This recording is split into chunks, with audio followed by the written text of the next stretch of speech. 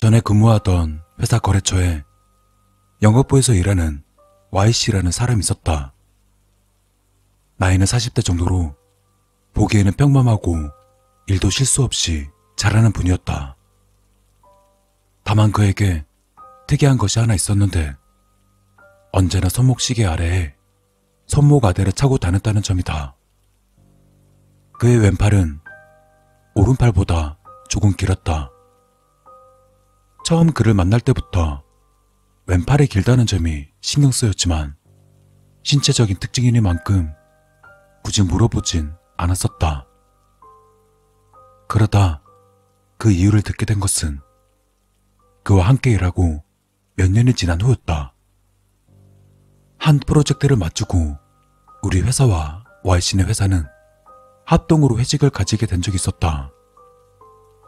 마침 내 자리는 Y씨의 옆이었는데 업무 이야기나 잡담으로 이야기 꽃을 피우며 즐거운 시간을 보내던 중이었다. Y씨는 나보다 한참 나이가 많은 분이었지만 소탈하고 좋은 분인데다 사석에서도 무척 말을 잘하셨다. 그렇게 약 1시간가량 주거니 받거니 술잔이 오가는데 우연하게 Y씨의 손목 아대가 좀 늘어져서 그 아래가 슬쩍 보였다. 내 표현력이 서투른 탓에 잘 표현은 못하겠지만 뭐라 말하기 어려운 흉터가 있었다. 그의 손목엔 켈로이드처럼 조금 부풀어 올라와 있었지만 화상하고는 또 달랐다. Y씨, 그 흉터는 괜찮으세요? 술이 들어간 탓에 난 무심코 무신경한 화제를 입에 올리고 말았다. 이 상처? 이거? 별거 아니야.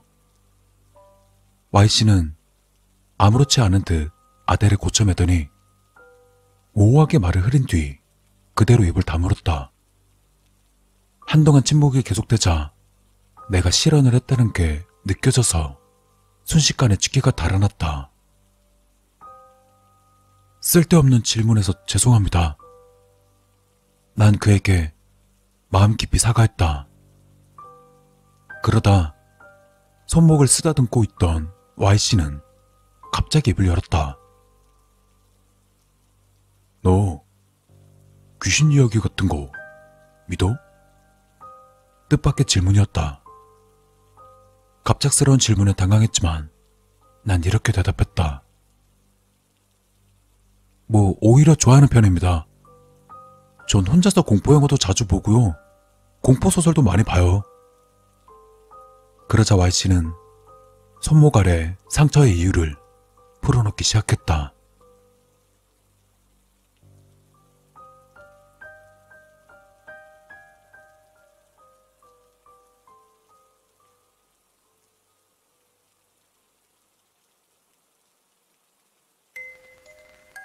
Y씨는 고등학교 시절 여자친구와 담력 시험을 하러 간 적이 있다고 한다. 그곳의 폐가 건물은 귀신이 나온다는 소문이 돌던 곳이었다. Y씨는 여자친구와 그곳에 가봤지만 귀신이 나올 만한 분위기나 공포스러운 건 전혀 없었다고 한다. 두 사람은 뭔가 속은 듯한 기분이었지만 흥미진 곳에 누군가 제사를 지낸 것 같은 조촐한 제사상을 발견했다. 하지만 그것뿐이었다. 담력 시험이고 뭐고 실증이 난 Y씨는 여자친구에게 그만 돌아가자고 말했다. 하지만 여자친구는 어째서인지 제사상 앞으로 천천히 걸어갔다. 그리고 이게 뭐야? 이거 봐, 이거. 제사상엔 부적과 촛대 그리고 돌이 올려져 있었다. 크기는 주먹만 하고 특별히 별다를 것 없는 어디에나 굴러다닐 법한 돌이었다. 여자친구는 제사상에 손을 올리더니 아무렇게나 돌을 치고는 Y씨에게 내밀었다. 기왕 온 거 기념품으로 이거 가져갈까? Y씨는 여자친구에게서 돌을 받았다. 그냥 가져. 이거 들고 가서 어디다 쓰게. 그리고 나서 원래 있던 곳에 올려놨으면 좋았을 텐데. Y씨는 돌을 건물 밖으로 휙 던져버리고 말았다. 그렇게 담력 시험은 그것으로 끝났지만 큰일이 일어난 것은 바로 그 다음날이었다. 전철을 타고 통학하던 Y씨는 그날도 평소처럼 여자친구를 만났고 두 사람은 전철이 오기만을 기다리고 있었다. 헌데 플랫폼에 들어서자 여자친구의 상태는 어쩐지 이상해 보였다. 술에 취한 것 마냥 비틀거리며 당장이라도 쓰러질 것 같았다. 어디 안 좋아? 컨디션이 안 좋아 보이는데? 걱정하는 Y씨의 물음에도 여자친구는 괜찮다고만 대답할 뿐이었다. 하지만 걸음걸이는 여전히 비틀거리고 있었다. 그러다 그만 몸의 균형을 잃더니 선로로 떨어질 것 같은 모습이었다. 위험했다. 다급히 Y씨는 왼손으로 여자친구의 팔을 잡아내서 떨어지려는 것을 겨우 막아냈다. 하지만 어째서인지 Y씨의 왼손은 그의 의사와는 반대로 한 번 잡은 여자친구의 팔을 놓아버렸다. 여자친구는 그대로 선로에 떨어져 역에 진입하고 있던 전철에 치이고 말았다. 갑작스러운 사고에 Y씨는 주저앉아 괴성을 지르며 여자친구의 이름을 계속 불러댔다.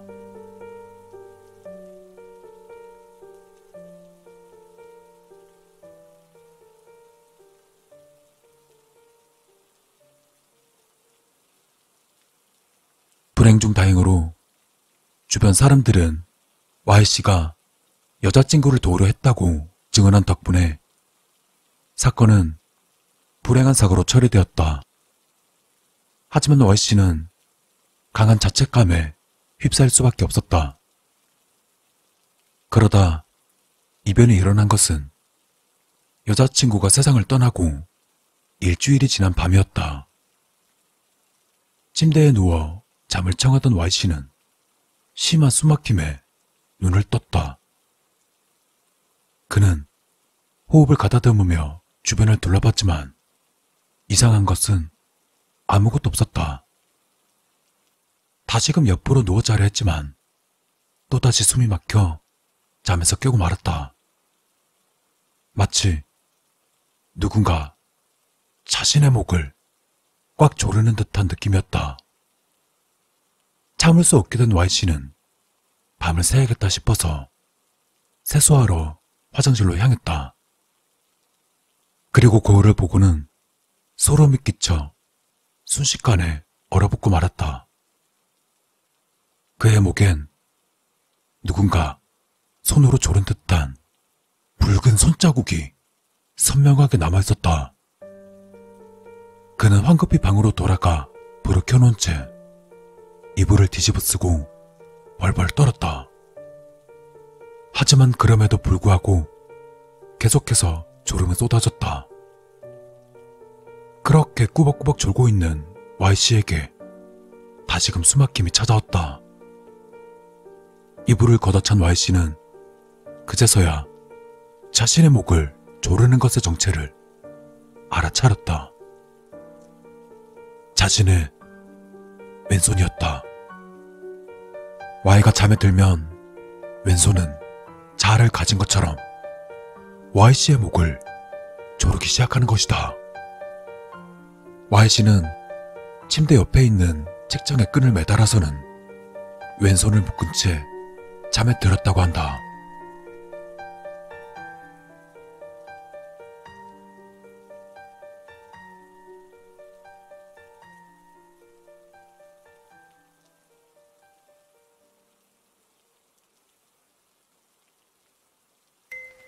그날이 있고 나서부터 잘 때는 꼭 왼손을 묶어서 자고 있어.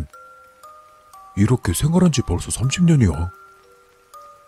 Y씨는 힘없이 웃으며 아대를 벗고는 왼쪽 손목을 보여주었다. 손목이 계속 쓸려서 이렇게 되는 거라고.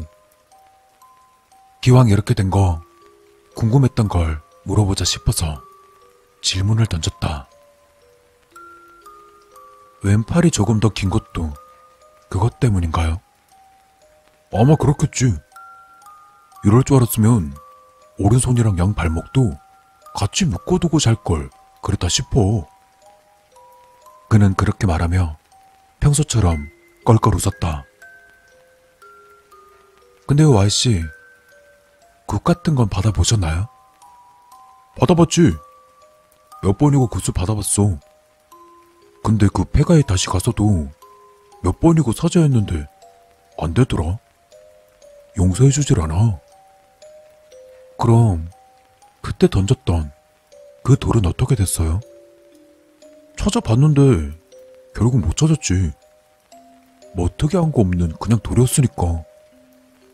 그날 던져버리지 않았으면 어땠을지 지금도 후회하고 있어. 내가 생각할 수 있을 만한 대책은 이미 다 해본 듯 했다. 나는 얕은 질문으로 안 좋은 추억을 다시 떠올리게 한 것이 죄송스러워 어쩔 줄 몰랐다. 죄송합니다. 아무 도움도 못 되어드리면서 이야기만 듣고. 아니야, 괜찮아. 됐어. 딱히 숨기는 이야기도 아니고 내가 정신만 차리면 왼손으로 나쁜 짓을 못하니까. 이 이야기를 들은 내게는 소름 끼치는 이야기지만 Y씨는 이미 이 괴기 현상과 타협이 끝난 것일지도 모른다. 뭐 그렇지만 만약 내가 죽게 된다면 아마도 왼손한테 살해당하는 건 아닐까 싶어. 그 말을 마지막으로 Y씨는 이야기를 마무리했다. 그리고 얼마 뒤 난 이직을 하게 되었고 Y씨와도 연락이 끊겼다.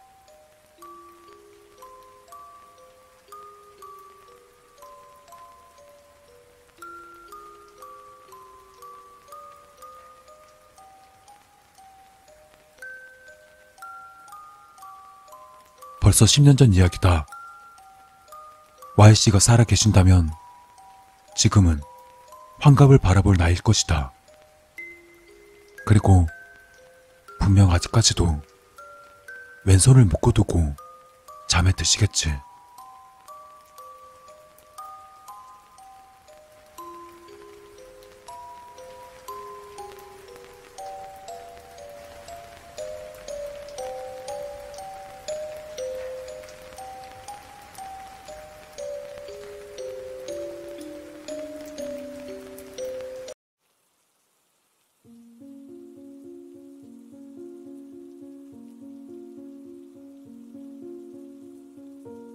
무엇 때문이었을까?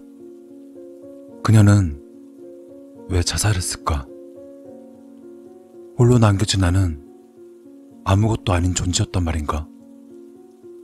아직도 마지막으로 남기고 간 그녀의 신발을 이렇게 안고 있는데 말이다.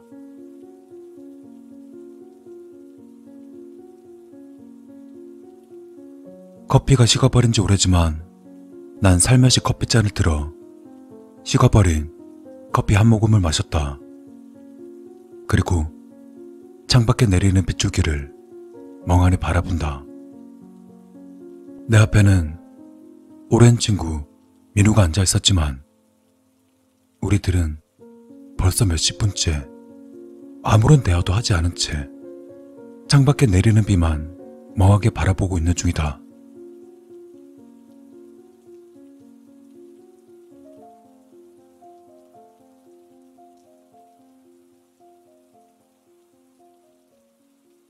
진우야.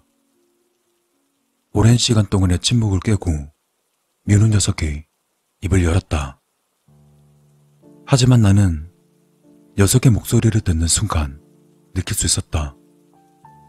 분명 그녀에 대한 이야기를 하려는 것을 진우야, 넌 내가 무슨 이야기를 할지 다 알고 있지? 또 민주 얘기야? 녀석은 언제나 그랬다. 그녀의 이야기가 나올 때쯤이면 목소리가 떨렸다. 물론 녀석의 마음을 이해 못하는 건 아니다. 이미 이 세상에 없는 자신이 예전에 사랑했던 그 여자의 이야기를 하는 남자의 마음이 얼마나 힘들다는 것쯤은 잘 알고 있었기 때문이다. 하지만 그녀가 죽은 지 벌써 1년이 지났다. 그런데 왜 민우 녀석은 아직도 그녀를 잊지 못하는 걸까? 그녀의 유언장엔 자신의 이름조차도 없었다는 것을 누구보다 더 잘 알고 있는데도 왜일까? 왜 그녀를 잊으려 하지 않는 걸까? 이제 그만 잊을 때 되지 않았어? 그렇지. 녀석은 담배를 꺼내 입에 물었다. 1년 전만 해도 이 녀석은 담배를 피우지 않았다. 그런 녀석이 담배를 피우게 된 이유는 그녀의 죽음에 대한 괴로운 마음 때문일 것이다. 오늘 역시나 녀석의 입에서 그녀에 대한 이야기가 나오자 녀석은 계속해서 줄담배를 피워댄다. 녀석의 괴로움을 다 이해하지 못하지만 어느 정도는 그의 마음을 이해할 수 있었다. 지금 내가 보는 친구의 모습은 분명 아니었다. 너 지금 네 모습을 민주가 보면 어떻게 생각하겠어? 글쎄, 민주는 워낙 말이 없어서. 무엇이 녀석을 이렇게 비참하게 만들었을까?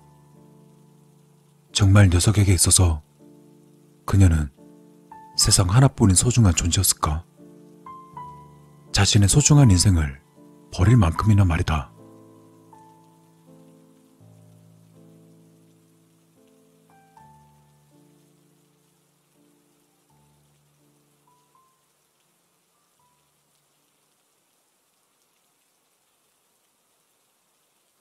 진우야, 나 있잖아. 너한테만큼은 꼭 털어놓고 싶어. 뭘? 너 귀신을 믿어? 무슨 소리야? 뜬금없는 소리였다. 과연 그런 게 있을까? 말해봐, 진우야. 갑자기 뭐 귀신 타령이야. 그리고 지금 이 상황에 귀신 얘기가 중요한 거야? 어쩌면 나에게 있어서 가장 중요한 거야. 뭐라는 거야? 여튼 난 귀신 같은 거 안 믿어. 세상에 귀신이 어딨냐? 왜지? 왜 그렇게 생각해? 간단한 거 아니야? 내 눈으로 직접 보지도 않았는데 그 존재를 어떻게 믿냐? 평생 동안 살아오면서 귀신을 본 적도 만난 적도 없었다. 환청 정도는 몇 번 들은 적이 있긴 했지만 직접적으로 귀신이 보인 적은 없었기 때문에 단호히 말할 수 있었다. 그런 건 존재하지 않는다. 그렇구나. 근데 난 봤어. 무슨 소리야? 죽은 민주가 나한테 나타나. 지금 이 상황에서 어떠한 답변이 도움이 될까? 죽은 사람이 나타났다는 것은 귀신을 봤다는 이야기인데 이걸 믿을 수 없다는 게 지금의 내 심정이다. 무슨 소리야 그게? 자세히 이야기해볼래? 이미 녀석은 제정신이 아니라는 것을 충분히 알고 있었다. 하지만 인간은 호기심의 동물이다. 그렇기에 지금 민우가 하려는 이야기는 동물적인 본능으로 봤을 때 나의 호기심을 자극하기에는 충분한 소재였다. 너도 알고 있지? 뭘? 민주가 마지막으로 남긴 유품 말이야. 그 빨간 구두 말하는 거야? 어, 민주 빨간색 구두. 민우가 말하는 빨간색의 구두는 그녀가 마지막으로 남긴 유품이었다. 아마도 그 구두 때문인 것 같아. 왜? 그 구두가 어째서? 모르겠어. 구두를 가지고 있을 때부터 민주가 계속해서 나한테 나타나. 따뜻한 카페 안에 있었음에도 녀석의 이야기를 듣는 순간 소름이 돋아났다. 죽어있는 사람이 살아있는 사람을 찾아온다는 것. 그것은 옛 추억의 감회가 아닌 공포였다. 민주를 봤단 말이야? 근데 살아있을 때 모습이 아니야. 그럼 민주가 빌딩에서 떨어져 죽었을 때 그때 그 모습 그대로 내게 나타나고 있어. 떨어져 죽어있는 모습 말이야? 머리는 반쯤 함몰되어 있고 흰색 원피스는 붉은 피로 잔뜩 물들어 있어. 또 민주의 몸에서 알 수 없는 내장 같은 것들이 튀어나와 있고, 죽었던 사람이 산 사람에게 멀쩡히 나타난다 하더라도 엄청난 공포를 가지게 될 것이다. 그런데 죽어 있을 때의 모습으로 나타난다면 상상조차 하기 싫었다. 지금도 민주가 나타나? 아니, 이젠 나타나지 않아. 그럼 다행이네. 아니, 그렇지 않아. 무슨 소리야. 난 민주를 진심으로 사랑했다고 생각했는데 그게 아니었나 봐. 또다시 녀석이 알 수 없는 말들. 비록 생김새는 처참했는데 분명 민주는 내가 세상에서 가장 사랑했었던 민주였어. 내 목숨을 바칠 수 있을 만큼이나 사랑했었단 말이야. 나로서는 이해할 수 없는 녀석의 말. 하지만 녀석은 마지막 말을 다 하지 못한 채 눈물을 흘리고 있다. 비록 녀석과는 오랜 친구였지만 지금 이 상황에 어떠한 위로도 해줄 수 없었다. 녀석의 이야기는 현실과 너무나 동떨어져 있었기 때문에. 미안. 이제 가봐야겠어. 한참 동안 훌쩍이던 녀석은 나에게 작별하고 했다. 그런 녀석의 모습에 녀석의 마음을 편안하게 해주고 싶은 마음도 있었지만 지금은 어떠한 것으로도 녀석을 위로할 수 없으니 그냥 말없이 그를 보낼 수밖에 없었다. 하지만 그렇게 녀석을 떠나보낸 게 내 인생에 가장 큰 후회가 될 줄은 상상도 하지 못했었다.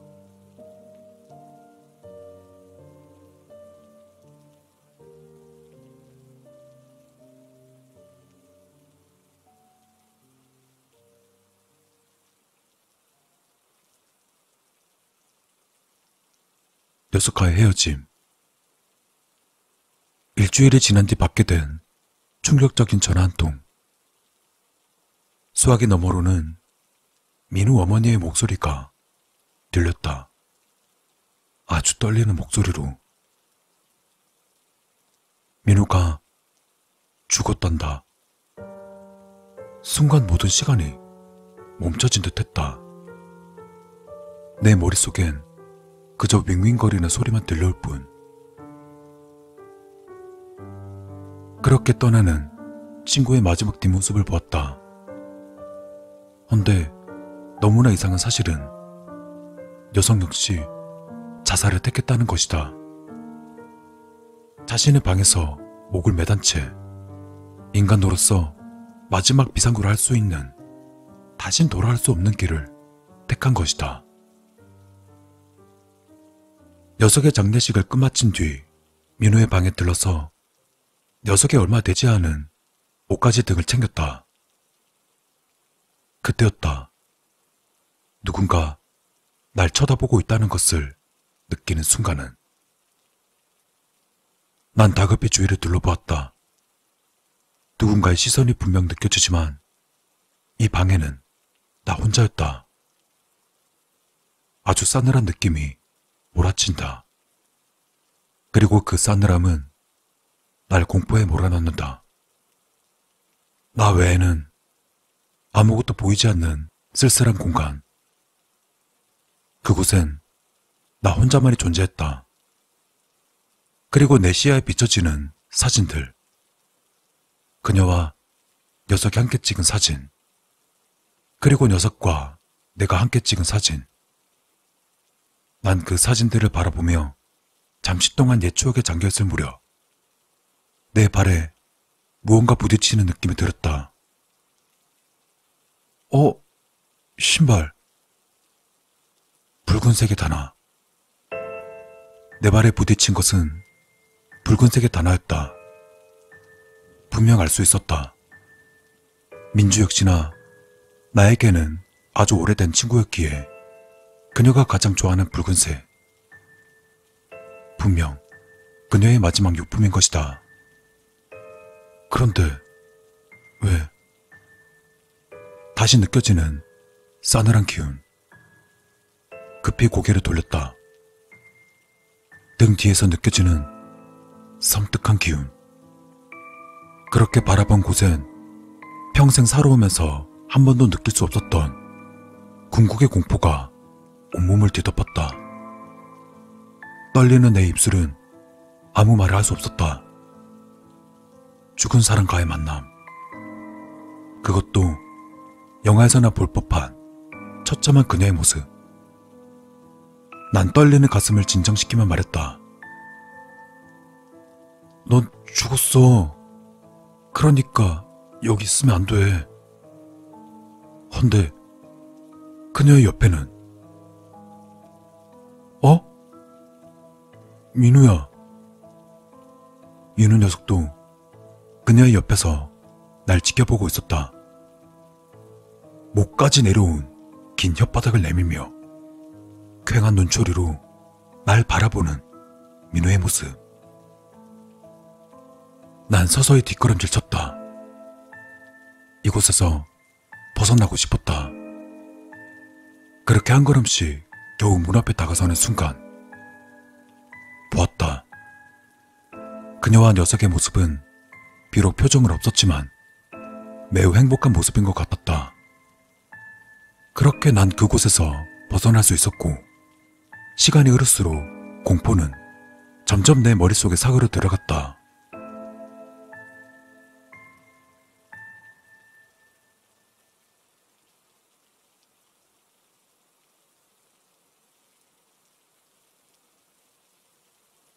민우 녀석은 자살할 때 신발을 벗지 않았다. 왜였을까? 녀석은 왜 신발을 벗지 않았었고 그녀는 왜 신발을 벗었을까? 혹시 자살할 때 신발을 벗는 이유는 아직 세상에 존재한다는 것을 알리기 위해서가 아닐까? 또 자신이 가장 아끼던 그 한 가지를 가져가기 위함은 아닐까?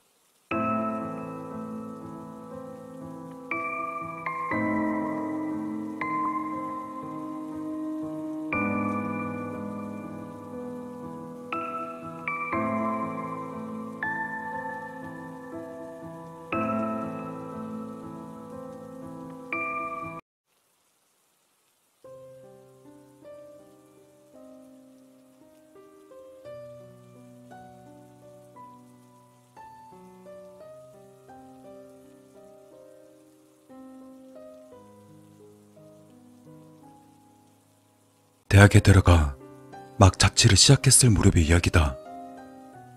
어느 날 밤이었다. 방에서 혼자 게임을 하고 있는데 아래쪽에서 사람들이 웅성거리는 것 같은 소리가 들렸다. 아래층에 손님이 많이 오기라도 한 건가 싶었지만 귀를 기울여 자세히 들어보니 몇 명 수준의 목소리가 아닌 것 같았다.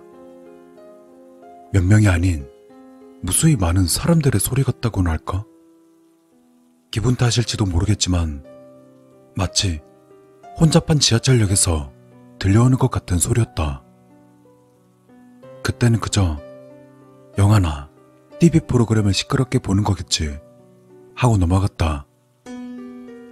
하지만 잠에 들 무렵이 돼서조차 웅성거리는 소리는 사라지지 않았다. 엄청 큰 소리는 아니지만 새벽 3시가 되도록 그 소리가 들려온 탓에 결국 신경 쓰여서 그날은 잠을 제대로 청하지 못했다. 그 후 며칠간 매일은 아니지만 밤 10시부터 새벽 3시 사이 웅성거리는 소리가 빈번히 들렸다. 그러다 결국 제대로 잠을 이루지 못하는 날들이 이어진 끝에 결국 나는 한 소리 늘어놓으려 아래층 사람을 찾아가게 되었다. 초인종을 누르자 아래층 사람이 나왔다. 나이는 나보다 2~3살 정도 많아 보였다. 또 보기엔 학생 같은 느낌이었다. 난 윗집에 산다는 것을 밝히고는 층간소음 때문에 힘들다고 말을 꺼내자 갑자기 그 사람은 언짢아진 듯한 표정을 지었다. 그리고는 언성을 높여 내게 말했다. 당신이야말로 매일 밤중에 뭘 하는 겁니까? 일단 아랫집 사람을 사토씨라고 해두자. 그가 말하는 게 무슨 소리인지 이해하지 못한 나는 처음부터 사정을 설명했다. 아래층에서부터 매일같이 수많은 사람들의 웅성거리는 소리가 들려온다고. 그러자 사토씨는 사람들의 웅성거리는 소리는 위에서 들려오는 거라고 반문했다. 또 그것 때문에 부동산에 항의를 하기 직전이었다고 한다. 이유는 알 수 없었지만 뭔가 찝찝한 느낌이 들었다. 그것은 분명히 사람의 목소리였다. 몇 번이고 들었으니 잘못 들었을 리도 없었다. 잠시 침묵이 이어지다 사토씨가 말했다. 혹시 이 집 천장에 문제가 있을까요? 사토씨는 천장 밑으로 지금 당장 가보자며 내 대답은 기다리지 않고는 곧바로 손전등을 들고 나왔다.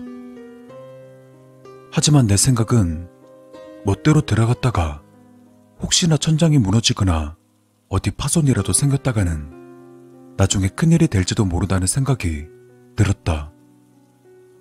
난 건물을 관리하는 부동산 쪽에 사정을 이야기하는 게 좋지 않냐고 천장 밑에 가볼 생각이 가득 찬 사토씨를 설득했다.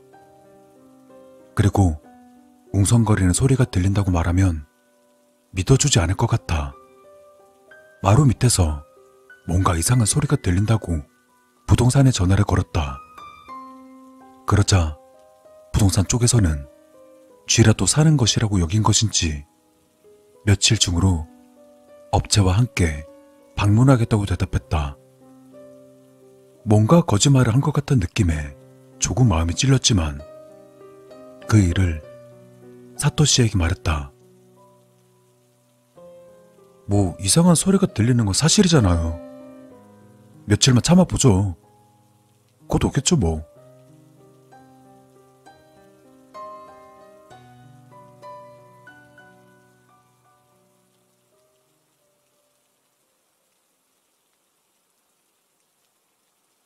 그리고 며칠 뒤 부동산 쪽에서 방문하기로 한 당일 아침 일찍 사토씨가 우리 집을 찾아왔다.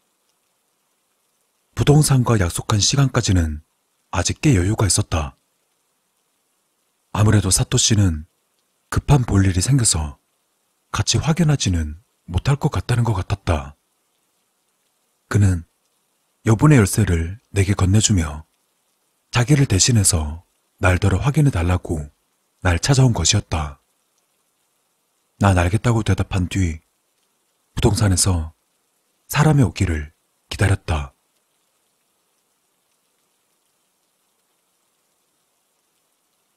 점심시간 조금 전 부동산 쪽 사람이 구제업자와 함께 찾아왔다. 부동산 아저씨는 사토씨랑 연락이 되지 않는다고 말하며 그에 대한 소식을 내게 묻자 아침에 그가 말한 내용을 부동산 아저씨에게 전했다. 그러자 부동산 아저씨는 곤란하다는 표정을 지었지만 일단 다 같이 사토시의 집에 가보기로 했다. 1층과 2층 사이를 조사하려면 사토시네 집에 욕실 천장으로 들어가는 것 밖에는 길이 없는 것 같았다. 그리고 사토시네 집에 들어가자 여분의 열쇠를 사용하려던 그의 말과는 달리 문은 열려 있었다.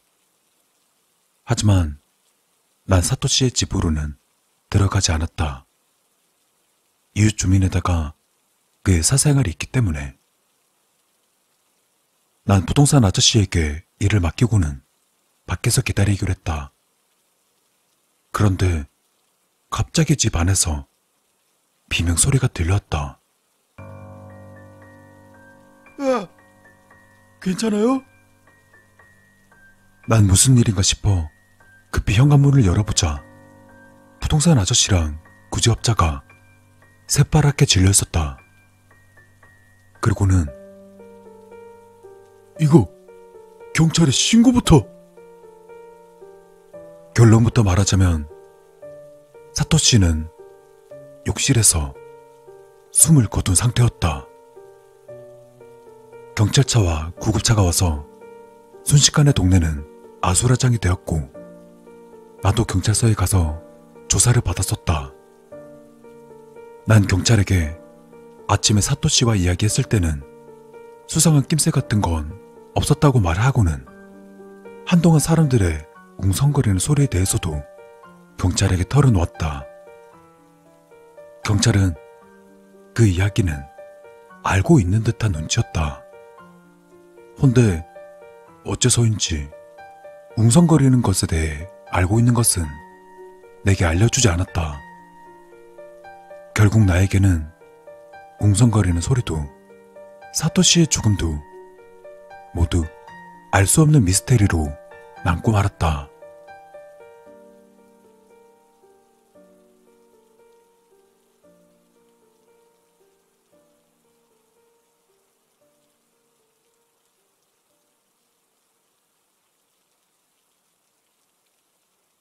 그날 밤 너무나도 많은 일이 있었던 나는 빨리 잠을 청하려 이불 속에 들어갔다.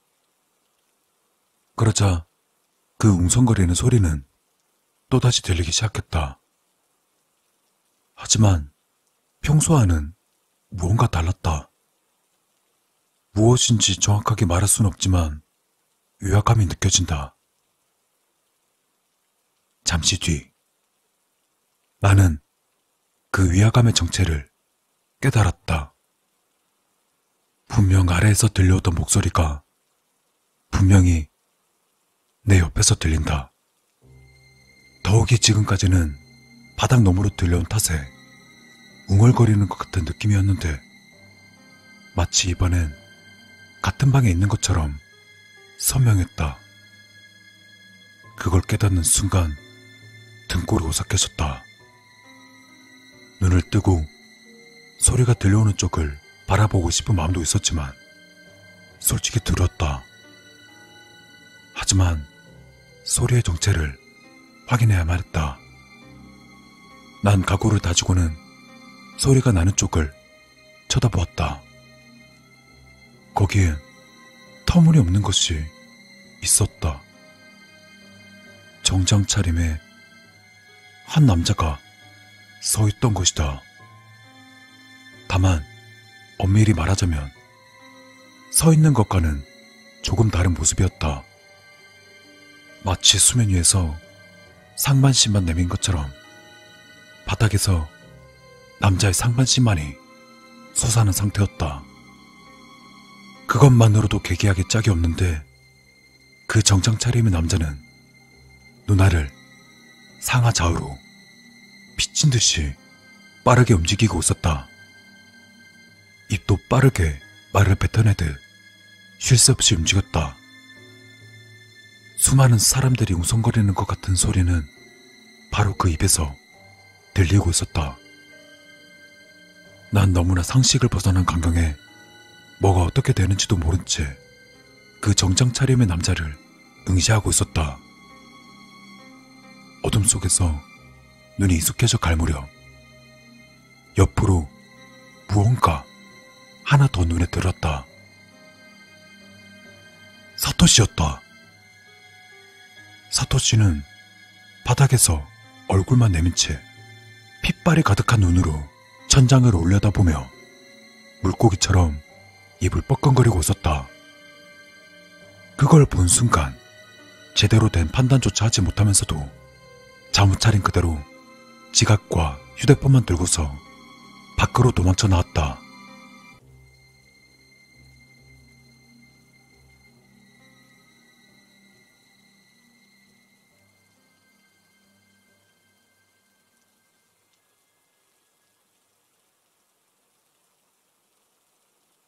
그날 밤은 만화방에서 지새우고 아침이 되자마자 부동산 업체로 향했다.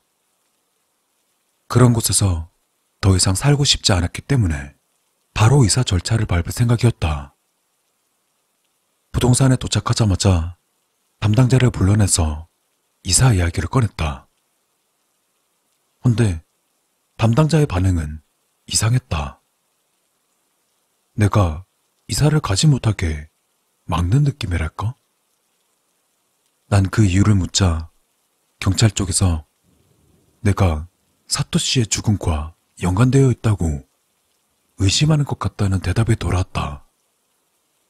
그래서 멋대로 이사를 하면 곤란하단다.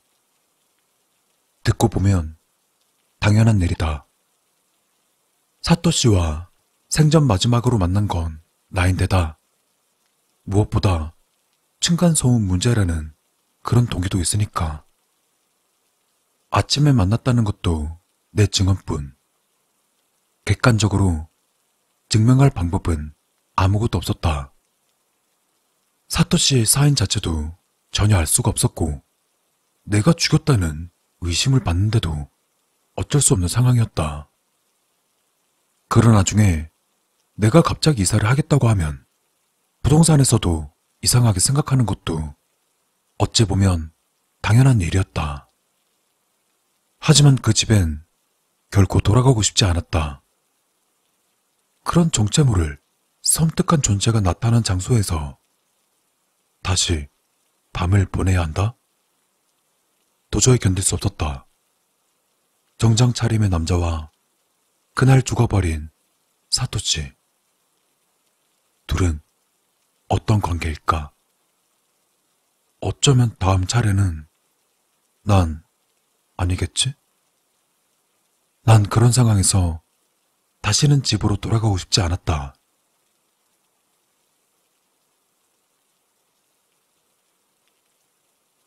믿어주지 않을 걸 알면서도 난 전날 밤의 일을 부동산 담당자에게 솔직하게 털어놓았다.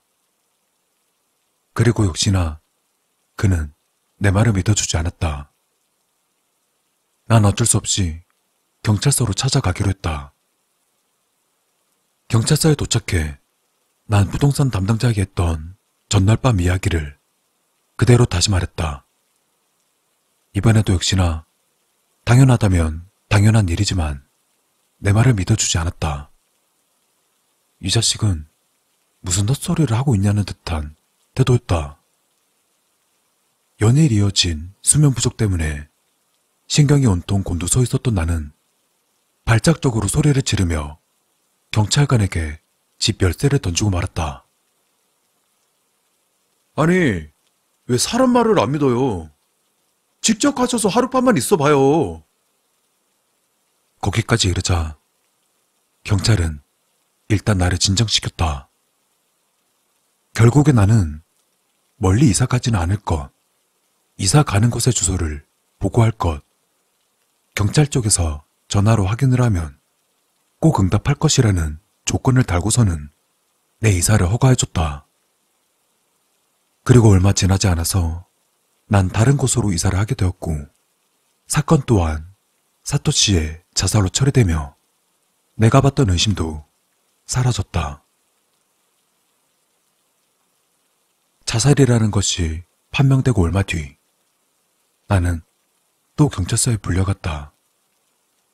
사토시의 컴퓨터에서 일기 같은 것이 발견되었는데 거기에 내가 말했던 정장 차림의 남자에 관한 것이 써 있었다는 것이다.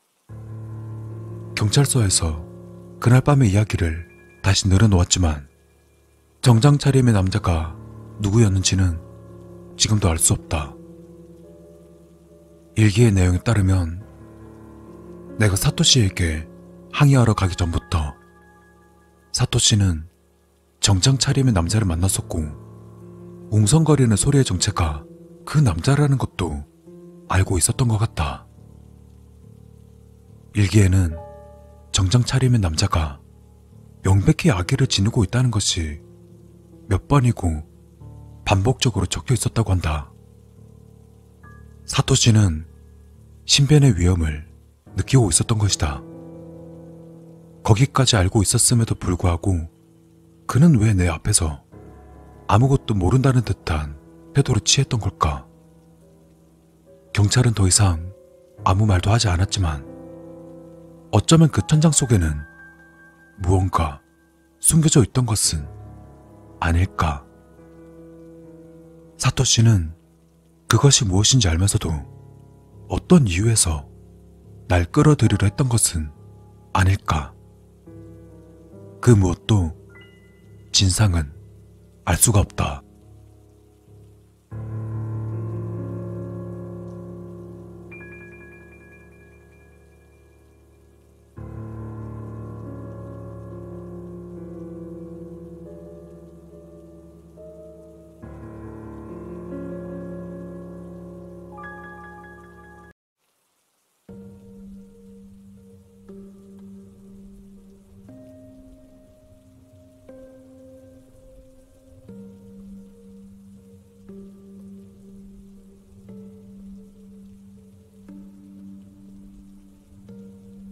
소랑 돼지랑 전혀 다를 게 없어. 그냥 다 똑같은 고깃덩이야. 난 언제나처럼 중얼거리며 정형칼을 집어들었다. 눈앞에 놓인 것은 소도 돼지도 아닌 죽은 사람의 시체. 하지만 내가 시체 앞에 서 있는 이유는 장례라든가 그 비슷한 것 따위를 하려는 게 아니었다. 난 크게 심호흡을 하고는 정형칼을 시체에 가져다 대었다. 그리곤 조심스레 가죽을 벗겨낸 뒤 부위별로 손질해서 정리한다. 머리부터 발끝까지 그 형태가 고스란히 남아있어 여간 찜찜한 것이 아니었다. 그 찜찜함을 지우려 독한 술을 한 모금 들이킨다. 고기 손질 중엔 술은 절대 금기지만 이마저도 없으면 도저히 해나가기 힘들기 때문에 어쩔 수 없었다. 난 약간의 술 기운에 의지한 채 고기 손질 작업이 계속되었다. 어느덧 시간이 지나 손질하던 고기가 예쁘게 토막난 고깃덩이가 되자 죄악감도 옅어졌다. 땀을 닦아내고는 크게 한숨을 쉬었다. 꽃님아, 다 됐어. 와서 정리해. 그리고 올 때 마실 것도 좀 가져오고. 크게 소리치자 곧 부스스한 얼굴에 꽃님이가 음료수를 들고 들어왔다. 김 실장 금방 온다니까 잘 포장해서 준비해둬. 꽃님이는 고개를 끄덕여 보이고는 익숙한 손놀림으로 빠르게 정리하고는 손질된 고기들을 담기 시작했다. 꽃님이는 죽은 사람의 머리를 아무렇지 않게 집어들고 눈을 마주치기까지 한다. 옅은 미소마저 걸린 그 모습을 보니 오싹하기까지 했다. 꽃님아, 그거 그렇게 보고 있으면 무섭지 않아? 내 실없는 물음에 꽃님이는 해맑게 웃으며 다시금 고개를 끄덕여 보였다. 새삼 이 벙어리 소녀가 대단하다는 생각이 들었다. 듣기로는 이곳에서 일한 지 제법 오래되었다는데 아무리 봐도 20대 초반 정도로밖에 보이지 않으니 적어도 미성년자일 때부터 사람 고기를 다뤘다는 말이었다.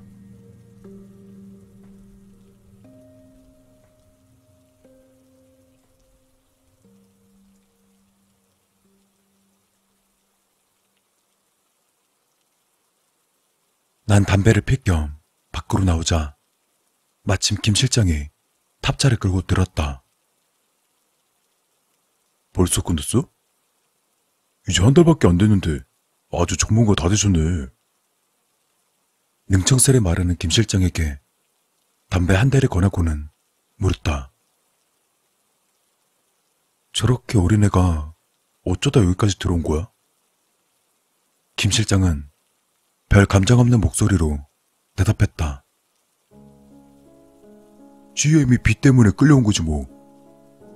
벙어리지만 생긴 건 그래도 봐줄만 해서 술집에 꽂았었는데 접대할 성미는 아니야.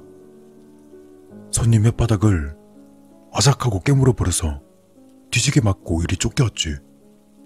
뭐 그 손님이 진상이긴 했지만 일은 야물딱지게 잘해서 벌써 몇 년째 사랑고기 만지면서 여기서 시중드는 거지. 어린 나이에 참 딱하다 싶은 마음과 정말 독하다며 혀를 내두르고 싶은 마음이 같이 들어 기묘한 기분이었다.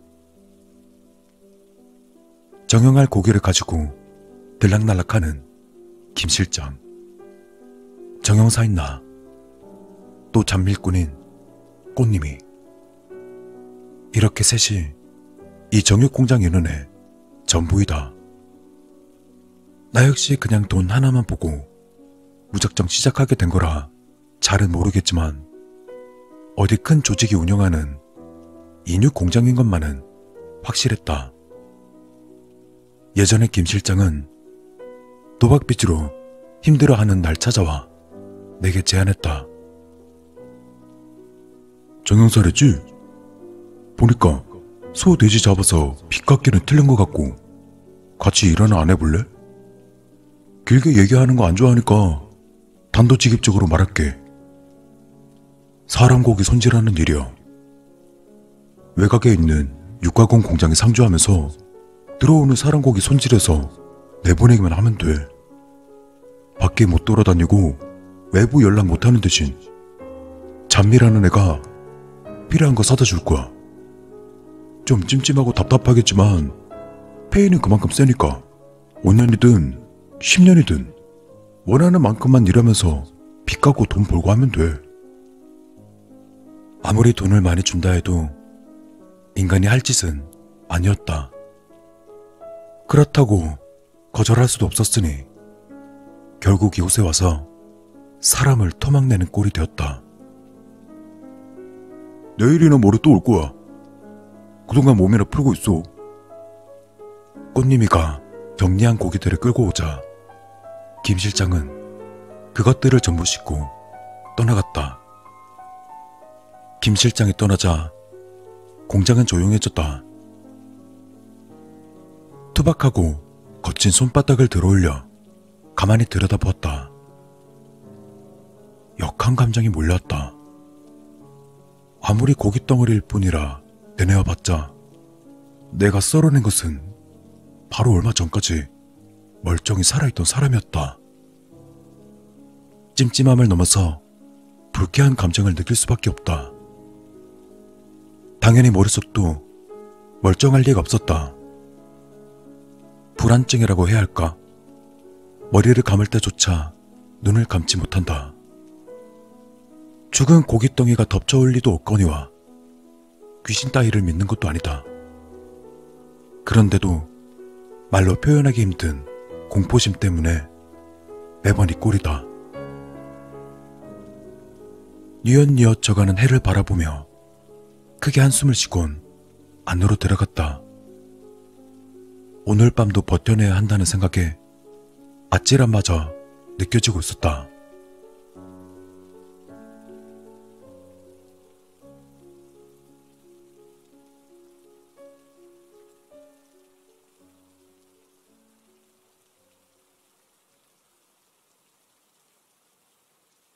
새벽 1시. 잠이 오지 않았다. 벌써 한 달이나 지났지만 아직은 예사로 밤을 지새우고 있다. 피곤함보다는 정신적으로 지쳐감을 느끼며 자리에서 일어났다. 지금 마음속에 있는 서늘함은 무엇일까? 두려움이나 죄책감일 수도 있고 거부감이나 자괴감일 수도 있다. 다만 한 가지 확실한 건 도저히 혼자서는 잠을 이룰 수 없단 것이다. 한동안 고민하던 난 목을 가다듬고는 꽃님이를 불렀다. 꽃님아, 안 자면 이리 좀 와볼래? 다행히 자고 있지 않았는지 건너방에서 부스럭거리는 소리가 들리며 꽃님이가 들어왔다. 낡고 해진 늘어난 티셔츠를 잠옷이랍시고 입고 있는 모습은 안쓰럽고 또 애처로워서 잠시간 할 말을 찾지 못했다. 내가 왜 불렀냐면 혼자 있기 싫으니까 여기에서 자. 삼촌뻘은 될 내가 그런 얘기를 꺼내면 질색을 할 만도 하건만 꽃님이는 거부감 없이 고개를 끄덕였다. 그래, 바닥에다가 매트 깔아줄. 내 말이 끝나기도 전에 꽃님이는 거리낌 없이 침대 이불을 들치고 들어와서는 내 옆에 자리 잡았다. 생각지도 못한 행동에 오히려 내가 당황스러울 지경이었다. 하지만 그것도 잠시 누군가 옆에 있다는 사실이 그 난도감을 주었다. 금세 눈을 감고 잠에 빠져드는 꽃님이의 체온을 느끼며 나 역시 정말 오랜만에 편안하게 잠이 들 수 있었다.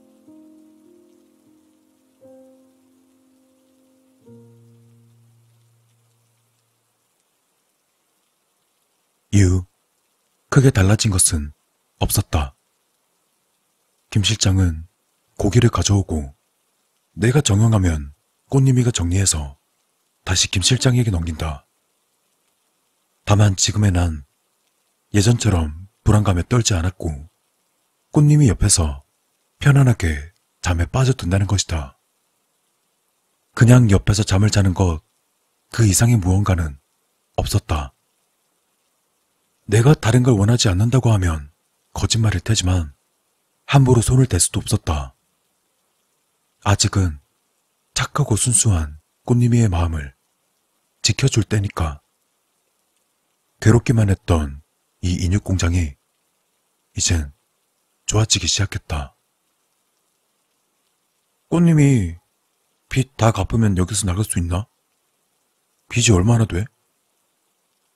내 질문에 김 실장은 날 빤히 보더니만 피식 웃으며 대답했다.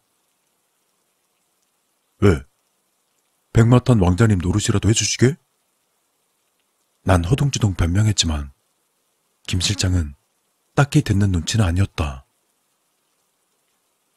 괜히 욕정에 눈멀어서 쓸데없는 짓 하지 마. 건드렸다간 진짜 피 보낼 수 있어. 저년 저거 저래 보여도 보통 미친년이 아니거든. 애초에 이따위 일을 그래도 오래 하는 정신머리니까 말 다 했지. 아마 평생 여기에 틀어박혀 있을 거니까 아예 신경 꺼. 그냥 죽었다고 생각하고 일만 하다가 빚 갚는 대로 나가서 싹 다 잊어버려. 나도 잊어버리고 꽃님이도 잊어버리고 새 출발하는 거야. 그게 신상이 좋아. 난 대답 대신 가만히 담배만 피워댔다.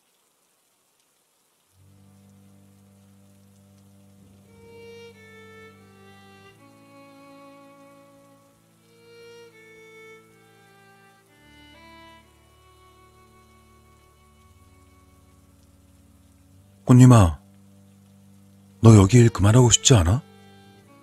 내가 도와줄 수 있는데 빚이 얼마나 되는데? 꽃님이는 멀뚱히 나를 보고 있다가 천천히 고개를 가로주었다. 부정인 건 알겠지만 대체 어떤 부정일까? 내가 싫다? 아니면 신경 꺼라?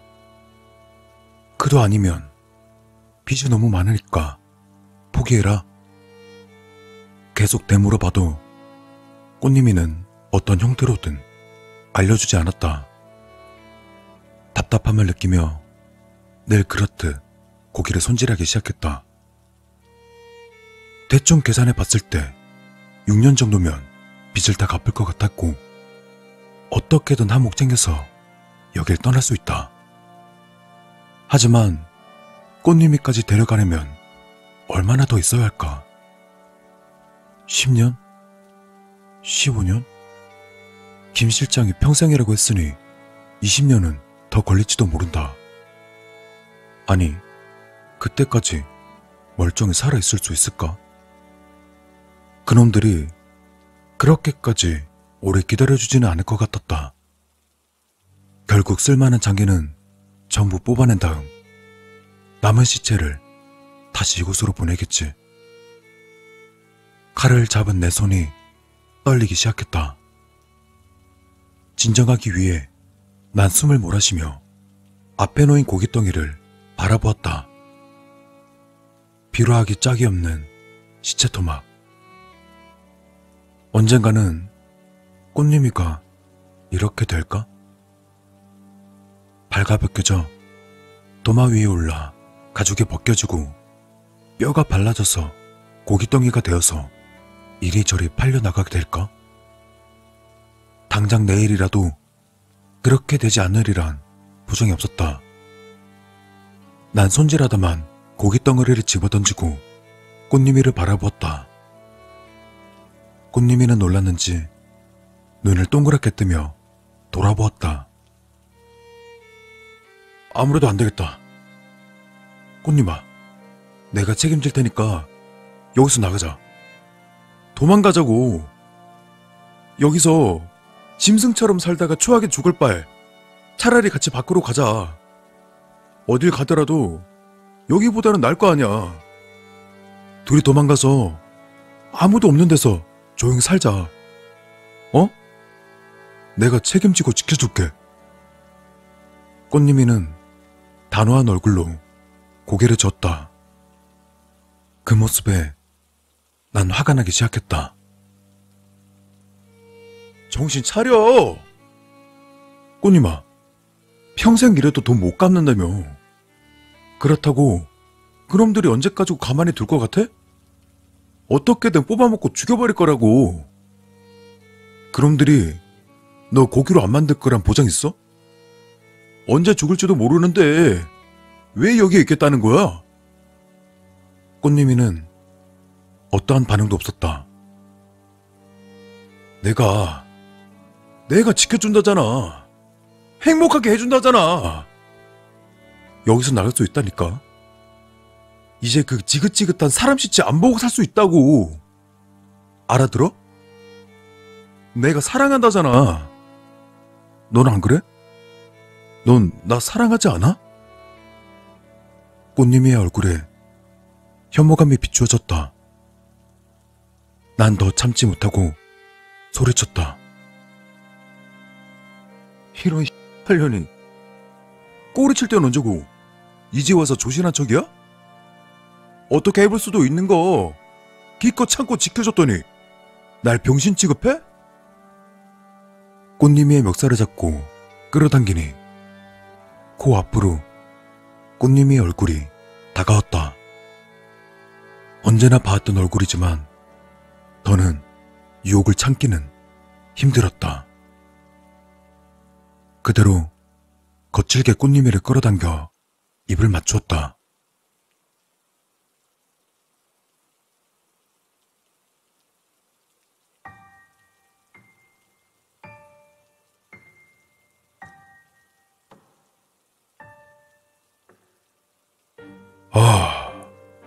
이것도 미친놈이었네.